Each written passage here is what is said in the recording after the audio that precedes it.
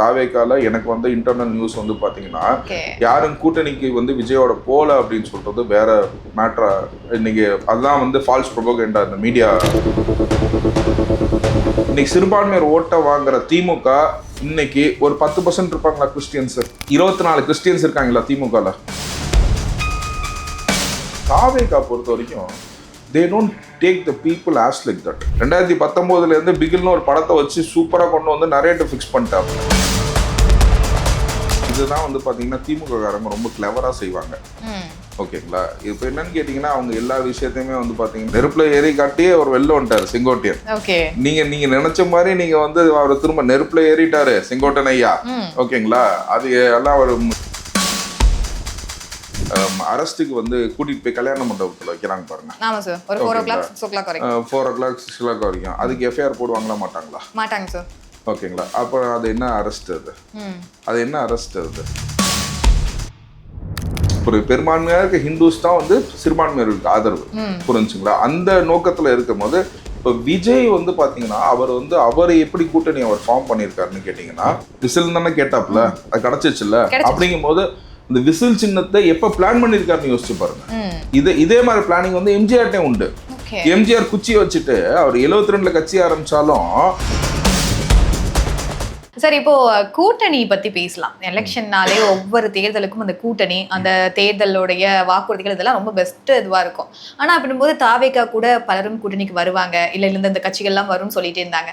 அப்படின்ற பட்சத்துல கிட்டத்தட்ட 1 மாதம் 1.5 மாதங்கள் தான் இருக்கு. இப்போ வரைக்கும் வந்து பெரிய அளவுல கூட்டணிக்கு வரல. விஜய் அவர்களே என்டிஏ கூட கூட்டணிக்கு போயிருவாரு, துணை முதலமைச்சர் பதவி இவர் கொடுக்கப்படுது அப்படின்ற விஷயங்களும் நீங்க பார்க்க முடியுது. காளியம்மாள் அவர்கள் எப்படியும் முன்னாடி நாதாக்கள் இருந்தாங்க, இப்போ வந்து விஜய் தாவேக்காக்கு வந்துருவாங்க சொல்லப்பட்டு இருந்துச்சு. ஆனா அதெல்லாம் வந்து உடைச்சு இவங்க வந்து அதிமுக போய் ஜாயின் பண்ணிருக்காங்க. என்டிஏ கூட கூட்டணி பேச்சுவார்த்தை நடக்குதா நடக்கலையா தாவேக்கால? இல்ல, எனக்கு தெரிஞ்ச வரைக்கும் என்னோட நரேட்டிவ்ல அது விஜய் வந்து ஃபர்ஸ்டே வந்து பாத்தீங்கன்னா கொள்கை அரசியல் எதிரிங்கிறது ரொம்ப டிஃபைன்டா வந்து மெஷர் பண்ணி அவர் சொல்லியிருக்காரு. ஸோ அதை அந்த நரேட்டிவ்னா பார்க்கும்போது அவருக்கு சேர்ந்த கூட்டமும் வந்து பாத்தீங்கன்னா அவர் ஃபிக்ஸ் பண்ண அஜெண்டா வச்சுதான். இன்னைக்கு விஜய்க்காக வராங்கன்ற அவர் பேசின அஜெண்டாக்கு மட்டும்தான் நான் வந்து சொல்றேன். சீரியஸாவே நான் சொல்றேன், நிறைய வந்து இந்த அஜெண்டாவை அவர் எடுத்தாரு அப்படின்னு கேட்டீங்கன்னா அவருக்கு வந்து ஒரு பெரிய பின்னடைவு இருக்கும். சிறுபான்மையர்கள் வந்து பேக் அடிப்பாங்க, மகளிர்கள் வந்து பேக் அடிப்பாங்க. முன்னொன்று பார்த்தீங்கன்னா அந்த பிகாஸ் நான் வந்து சிறுபான்மையர்களோட நிறைய பேச்சில் வந்து பார்த்தீங்கன்னா சிறுபான்மையர்களுக்கு பெரிய பாதுகாப்பே வந்து பெரும்பான்மையாக இருக்கிற ஹிந்துஸ் தான்.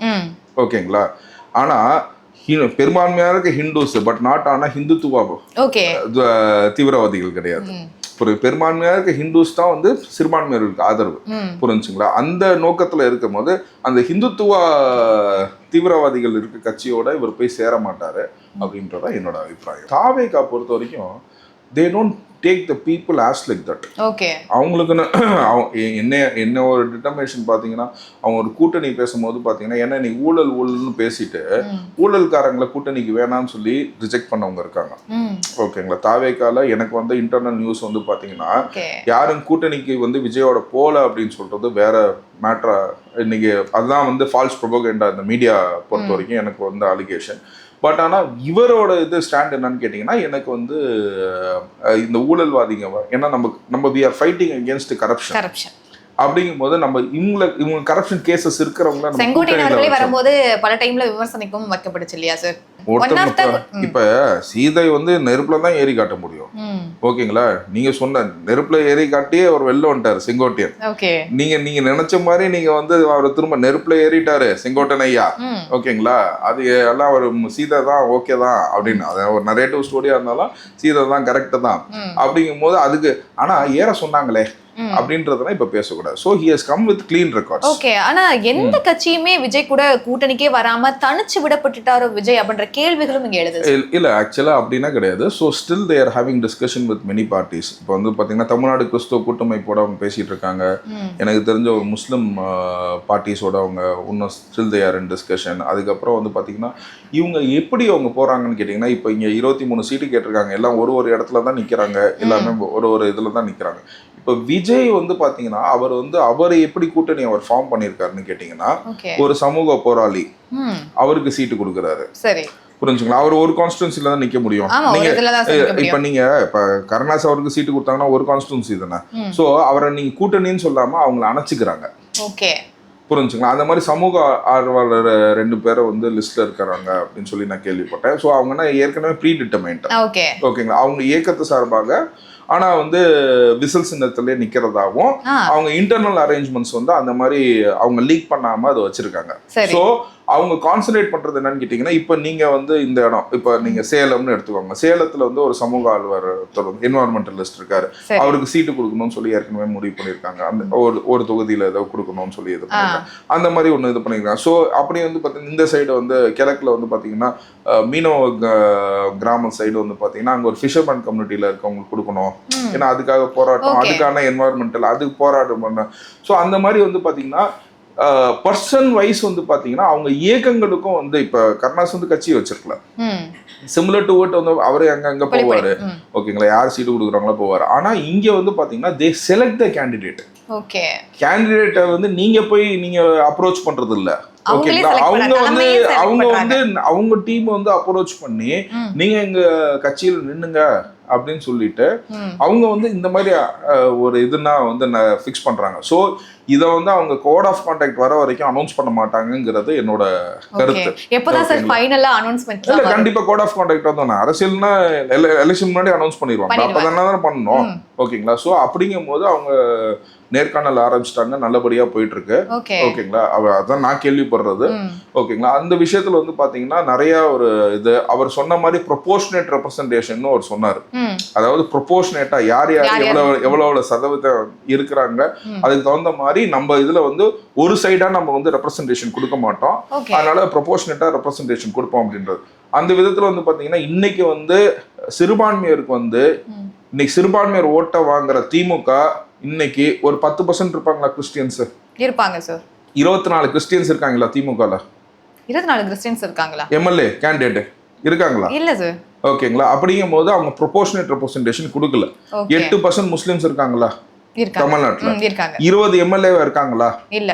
ஓகேங்களா? 2 எம்எல்ஏ இங்க 2 கட்சியை சேர்த்துக்கிறது, 2 எம்எல்ஏ சீட்டு முஸ்லிம்ஸ்க்கு தூக்கி போடுறது, 2 பேரை இங்க சேர்த்துக்கிறது, இங்க 2 சீட்டை கொடுக்கறது. 24 கிறிஸ்டியன்ஸும் 20 முஸ்லிம்ஸையும் வந்து பாத்தீங்கன்னா சீட்டு கொடுக்கறதா வந்து எனக்கு தாவேக்காலன்னு தகவல். ஓகே. சோ சிறுபான்மை இதுதான் அவரோட proportionate representation. He is aiming in the different காரிடார்ங்க. அவருக்கு ஒன்னொன்னு ஒரு விஷயத்தையும் காயின் பண்றாரு. புரிஞ்சுங்களா? இன்னைக்கு விசில்ல வந்து இன்னைக்கு சின்னத்தை வாங்கினாரு. 2019 இருந்து பிகில்னு ஒரு படத்தை வச்சு சூப்பரா கொண்டு வந்து நரேட்டிவ் ஃபிக்ஸ் பண்ணிட்டாப்ல. என்ன சார் சொல்றீங்க? என்ன சின்னம் வரும்ன்ற கேள்விக்குறில இருந்துச்சு, இப்பதான் அந்த சின்னம் இது பண்ணுது. இல்ல, எந்த சின்னத்தை அவர் கேட்டாப்ல? விசில் தானே கேட்டாப்ல, அது கிடைச்சிச்சுல்ல. அப்படிங்கும்போது இந்த விசில் சின்னத்தை எப்ப பிளான் பண்ணிருக்காருன்னு யோசிச்சு பாருங்க. இதே மாதிரி பிளானிங் வந்து எம்ஜிஆர்ட்டே உண்டு.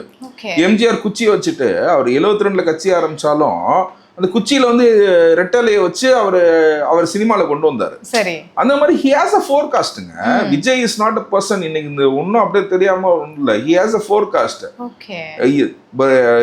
26ல நான் எலெக்ஷன்ல நிக்க போறேன், 24ல கட்சி ஆரம்பிக்க போறேன், 19ல பிகில்னு ஒரு படம் ஆரம்பிச்சு அதுக்கப்புறம் விசில் போடுன்னு ஒண்ணு கொண்டு வந்து விசில அவர் எப்படி மேனேஜ் பண்ணி எப்படி கரெக்டா கொண்டு வந்திருக்காரு பாருங்க. சோ நாளைக்கு அவர் போனாப்லன்னா விசில் போடுன்ற பாட்டு எல்லா இடத்துலயும் ஓடுமா ஓடாது? எப்படி அது? அதாவது திஸ் இஸ் த ஃபோர்காஸ்ட். ஒரு பர்சனோட ஃபோர்காஸ்ட் வேணும். இன்னைக்கு வந்து விஜய் இப்பதான் அரசியல் வந்தா, விஜய் இப்பதான் எது எப்போ வந்தா என்ன ஊழல் செய்யாம இருந்தா போதாதா? நீ இவ்வளவு நாள் இருந்து என்ன பண்ண? உனக்கு திருடுறதுக்கு எப்படி வழிகள்னா ஈஸியா தெரியும், விஜய்க்கே தெரியாது. அப்படிங்கும்போது புதுசா இருக்கிறவங்களுக்கு தான் நல்லதுங்க. சீக்கிரமா புதுசா வரவங்க young blood will not know the ways also. அப்படிங்கும்போது அது வந்து நல்ல ஒரு வழியா இருக்கும். ஓகேங்களா? 2013ல எப்படி வந்து கெஜ்ரிவால் வந்து ஒரு பெரிய மாற்றத்தை டெல்லியில கொண்டு வந்தாரோ, ஓகேங்களா, அதே மாதிரி வந்து பாத்தீங்கன்னா இங்க கொண்டு வருவாரு. 77ல எப்படி எம்ஜிஆர் வந்து அங்கே 4 மணி போட்டி. அப்ப எம்ஜிஆர் கூட வந்து எந்த புது கட்சியுமே எந்த பழைய கட்சியுமே சேரலங்க. எம்ஜிஆர் கூட சேர்ந்தது எல்லாமே புது கட்சி. எல்லாமே புது கட்சி. எம்ஜிஆர் எவ்வளவு ஜெயிச்சாரு? 130 சீட்டு ஜெயிச்சாரு. எவ்வளவு தெரியுங்களா அவர் ஓட் பேங்க்? 30.4%.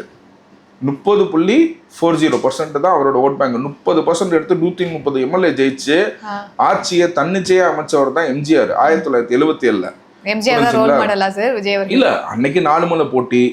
ஓகேங்களா? அன்னைக்கும் அதிமுக, திமுக, காங்கிரஸ், ஜனதாவும் 12 சீட்டு ஜெயிக்குது. இங்க ஃப்ரீ விக்கெட் கிடையாது, இங்க நாம் தமிழர் ஒரு சீட்டும் ஜெயிக்காது. அங்க 4 முனை போட்டியில ஜனதாவும் 12 சீட்டு ஜெயிக்குது. அப்பேற்பட்ட இடத்துல கூட எம்ஜிஆர் வந்து வெறும் 30% அடிச்சு அவர் வந்து ஜெயிச்சாரு. சோ இன்னைக்கு இவங்க வச்சிருக்க நரேட்டிவ்லன்னா பாத்தீங்கன்னா 25 சீட்ஸ் எதிர்கட்சிகளே சொல்றாங்க விஜய்க்கு, பிளஸ் இந்த new வாக்காளர்கள்னா சேர்த்தீங்கன்னா he will go beyond 35% அப்படிங்கிறது தான் என்னோட கணிப்பு. ஆக்சுவலா வந்து தாவேகா சார்பில் இருந்து சென்னையில வந்து கண்டன ஆர்ப்பாட்டம் நடந்துச்சு. அந்த கண்டன ஆர்ப்பாட்டத்துல ஆதவர்ஜுன் அவர்கள் பல இடங்கள்ல பேசினாரு. அப்போ அவர் ஒரு பாயிண்ட் சொல்றாரு, நம்ம ஆட்சிக்கு வந்துட்டோம்னா வந்து இந்த மாவட்ட செயலர் மேல இருக்கக்கூடிய எஃப்ஐஆர்லாம் வந்து டெலிட் பண்ணிடுவோம் அப்படின்னு சொல்ற ஒரு மனநிலையா இருக்கட்டும். அதுக்கப்புறம் திருமாவளவன் இப்போ வரைக்கும் வந்து இந்த தலித் பெண்கள் இல்ல சமூகம் சார்ந்து இருக்கக்கூடிய விஷயங்கள் கூட வாய்ஸ் அவுட் பண்ண மாட்டேங்கிறாரு. நான் அவரை பார்த்து தான் வளர்ந்துருக்கேன், ஆனா அவர் இவ்வளவு அமைதியா இருக்கிறது எனக்கு ரொம்ப வருத்தம் அளிக்குதுன்னு சொல்றாரு. ஆனா அந்த எஃப்ஐஆர் வந்து டெலிட் பண்ணிடுவோம்னு சொல்றாரு இல்லையா, நீங்க ஒரு அட்வொகேட்டா இருக்கீங்க அப்படின்ற பட்சத்துல உண்மையாவே அரசின் கீழே இயங்கக்கூடியதா, இதை டெலிட் பண்ண முடியுமா? ஆதவர்ஜுனா என்ன மனநிலையில பேசுறாரு? இல்ல அது ஆக்சுவலா எனக்கு தெரிஞ்சு அவர் வந்து இதுதான் வந்து பாத்தீங்கன்னா திமுக காரங்க ரொம்ப கிளவரா செய்வாங்க. ஓகேங்களா? இப்போ என்னன்னு கேட்டீங்கன்னா அவங்க எல்லா விஷயத்தையுமே வந்து பாத்தீங்கன்னா இப்ப அதிமுகல வந்து பாத்தீங்கன்னா அம்மையார் ஜெயலலிதா மேல இருந்த எஃப்ஐஆருக்கு வந்து ஒரே நாள்ல 28 பேர் ஹாஸ்டல் ஆக்கினாங்க. உடனே என்ன பண்ணாங்க, நேரா சுப்பிரமணிய சாமி நேரா போயிட்டு இங்க கேஸ் நடந்துச்சுன்னா எல்லாமே ஹாஸ்டல் ஆயிடுவாங்க, 28 பேர் ஹாஸ்டல் பண்ணியிருக்காங்க, ஸோ உடனே நீங்க கோர்ட்டுக்கு மாத்துங்கன்னு சொல்லி போட்டது வந்து சுப்பிரமணிய சாமி. புரிஞ்சுங்களா? இது அம்மா கேஸ்ல இது நடந்தது. ஓகேங்களா? உடனே அதனாலதான் வந்து இது டிரான்ஸ்ஃபர் ஆகப்பட்டுச்சு. அதை வந்து நாங்க தான் ஏதோ பண்ண மாதிரி திமுக காரங்க அதுக்கப்புறம் பேராசிரியர் வச்சு ஒரு பெடிஷன் போட்டு அந்த பெடிஷனோட இதை லிங்க் பண்ணி அவங்க ஏதோ பண்ண மாதிரி காட்டிக்கிட்டாங்க. ஓகேங்களா? இது ப்ரீவியஸா இது நடந்திருக்குன்னு கேட்டீங்கன்னா இது நடந்திருக்கு. இது என்னன்னு கேட்டீங்கன்னா இது அவங்க நரேட்டிவ் ஒன்று இது பண்ணியிருக்காங்க அப்படின்றது. இது ஆதவர்ஜுனா பேசுனது வந்து ஜுடிஷியரியை பொறுத்த வரைக்கும் நாங்கள் டெலிட் பண்ணிடுவோம் அப்படின்னு சொல்றது வந்து போலீஸ் ஸ்டேஷன்ல என்ன மாநில அரசு கீழ இருக்குமா எஃப்ஐஆர்ஸ் எல்லாம்? இல்ல, அதாவது போலீஸ் ஸ்டேஷன்ல என்னென்ன ஆகுன்றது இப்போ வந்து பாத்தீங்கன்னா என்னன்னு கேட்டீங்கன்னா இப்போ உங்க அந்த அரெஸ்ட்டுக்கு வந்து கூட்டிட்டு போய் கல்யாண மண்டபத்துல வைக்கிறாங்க பாருங்க. ஆமா சார். ஒரு 4 o'clock 6 o'clock வரைக்கும் 4 o'clock 6 o'clock வரைக்கும் அதுக்கு எஃப்ஐஆர் போடுவாங்களா மாட்டாங்களா? மாட்டாங்க சார். ஓகேங்களா? அப்ப அது என்ன அரெஸ்ட்? அது என்ன அரெஸ்ட்? சில இதுல வந்து பாத்தீங்கன்னா ரெக்கார்டும் பண்ணுவாங்க. ஓகேங்களா? சில இது வந்து ரெக்கார்டும் பண்ணுவாங்க. சில இப்போ நீங்க கொரோனா அப்ப நீங்க போனீங்க, நீங்க மாஸ்க் போடாம நீங்க வெளியில போயிட்டீங்க, இல்லைன்னா டைமிங் விட்டு வெளியில போயிட்டீங்க. ஓகேங்களா? அப்ப அதுக்கு எஃப்ஐஆர் போடுவாங்களா மாட்டாங்களா? அதுக்கு எஃப்ஐஆர் இருக்கு. ஓகேங்களா? அதுக்கு எஃப்ஐஆர் ஆகி அதுல ஒரு பையனுக்கு வந்து அப்ராட்ல வேலை கிடைச்சு. ஓகேங்களா? அவன் அந்த பையன் வந்து நிக்கிறான், சார் நான் அம்மாக்காக நான் போனேன் சார், வந்து இது போனேன் அப்போதான் வந்து பிடிச்சிட்டாங்க போட்டாங்க சார். அந்த எஃப்ஐஆர் ஸ்குவாஷ் வந்து நான் ஹைகோர்ட்ல நான் ரெப்ரசென்ட் பண்ணேன். ஓகேங்களா? டைமிங்ல விட்டு வராம வந்துட்டான் அப்படின்றதுக்காக அவன் மேல ஒரு எஃப்ஐஆர் போட்டாங்க. ஓகேங்களா? அந்த எஃப்ஐஆர் வந்து நாங்கள் ஸ்குவாஷ் பண்ணோம். அதுக்கப்புறம் தமிழக அரசு என்ன பண்ணுச்சு, இந்த எஃப்ஐஆரை வந்து அது வந்து ஜஸ்டிஸ் ஆனந்த வெங்கடேஷ்ட தான் நான் ஸ்குவாஷ் வாங்கினேன். ஹைகோர்ட்ல வாங்கினோம். ஏன்னா அவனுக்கு பாஸ்போர்ட் உடனே வேணுங்கிறதுக்காக நேராக போனோடனே படிக்கிற பையன் அவன் ஜாப்னா கிடைச்சிருக்கு, இதுதான் சின்ன கேஸ் அப்படின்னு உடனே அது ஸ்குவாஷ் போட்டு அமிச்சாரு.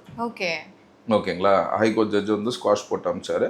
அதுக்கப்புறம் பார்த்தீங்கன்னா தமிழக அரசு வந்து அதுவே வந்து கண்டினியூஸாக வந்து அதை ஒரு ஜியோ ஆக்கி அந்த ஜியோ வந்து போட்டு இந்த கேஸ் எல்லாமே தள்ளுபடி பண்ணுங்க அப்படின்னு சொல்லியும் சொன்னாங்க. ஸோ அந்த மாதிரி ஒரு நரேட்டிவ் ஸ்டாண்டு. இந்த எஃப்ஐஆருங்கிறது இந்த மாதிரி அரெஸ்ட் பண்ணதுல சில எஃப்ஐஆர் ஆயிருக்கலாம். ஓகேங்களா? இந்த மாதிரி வந்து ஒரு விஷயத்தினால தான் வந்து பார்த்தீங்கன்னா அது வந்து அவங்க ஜியோவா போட்டு. ஓகேங்களா? இதெல்லாம் வந்து அவங்க ப்ரொட்டஸ்ட்டுங்கிறது இது வழியில அருள் வழியில பண்ண ப்ரொட்டஸ்ட். அது வந்து என்னன்னு கேட்டீங்கன்னா இது இந்த மாதிரி இருக்கிற எல்லா செக்ஷன்ஸையுமே அப்படின்னா it is not only for தாவேகா, it will be appearing for everyone. அந்த மாதிரி இருக்கும். ஓகேங்களா? மற்ற விஷயத்துல வந்து பாத்தீங்கன்னா இட் இஸ் ஒன்லி எம்எஃப்னு போடுவாங்க, மிஸ்ரெப்ரசன்டேஷன் ஆஃப் ஃபேக்ட்ஸ்னு சொல்லி போடுவாங்க, தப்பான கேஸ்ன்னு சொல்லி போடுவாங்க. ஓகேங்களா? அதை விசாரிக்கிறதுக்கு வந்து ஏன்னா அவங்க சைடு இப்போ தாவேகா சைடு அவங்க என்ன சொல்றாங்கன்னா இது எல்லாமே வந்து பொய் கேஸுங்கிறாங்க. அதை கரெக்டா விசாரிக்கும் போது பாத்தீங்கன்னா எம்எஃப் போடுறதுக்கான வழியும் இருக்குது. ஓகேங்களா?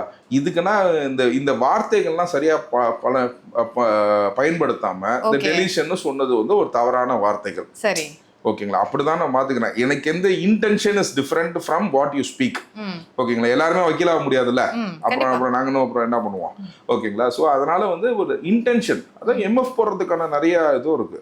அதாவது நீ இன்ஸ்பெக்டர் இங்கே இல்லை கிடையாது, நீங்கள் ஆளுமனுக்கு போங்கன்னு இருக்காங்க. ஆளுமனுக்கு போனால் வந்து அதை ரொம்ப கேவலமாக பேசியிருக்காங்க. அந்த பொண்ணு ஏதாச்சும் லவர் கூட போயிருக்கோம் அப்படின்னு சொல்லி பேசியிருக்காங்க. அவங்க திரும்ப இங்கே போயிருக்காங்க. ஃபஸ்ட்டு இங்கே வந்து இங்கே லான் ஆர்டர் டிஜிபிஆர் இன்னும் இது பண்ணல சார். அதுவே இதோட தரத்தை தெரியுது. நான் என் காசை கொடுத்தா நான் செலவு பண்றேன், உன் செக்யூரிட்டிக்கு யார் செலவு பண்றா? கவர்மெண்ட். மக்களோட காசு, என்னோட காசு, உங்களோட காசு. பண்ணலாமா? பண்ணலாம் சார். இப்போ விஜய்க்கு நான் காசு கொடுக்குறேன் 20 கார் உனக்கு என்னத்துக்குன்னு கேக்குறேன் நான். அந்த அளவுக்கு நீ வர்த்து இல்லையே, அப்படின்னா பாகிஸ்தான் தீவிரவாதியோட அச்சுறுத்தல் இருக்குதான் கேக்குறேன். ஸோ இதுவே வந்து பாத்தீங்கன்னா இதுக்கு ஒரு துப்புக்கட்ட ஒரு அரசு, ஒரு பர்சனை வந்து ஒரு டெடிகேட்டட் சர்வீஸ். இப்ப பந்தோஸ்து வேலைன்றது ஒரு போலீஸ்காரங்களுக்கு ஒரு வேலையா போகுது. இப்படின்னா இருந்துச்சு அப்படின்னு கேட்டீங்கன்னா எப்படி வந்து அவங்க டியூட்டியை பார்ப்பாங்க?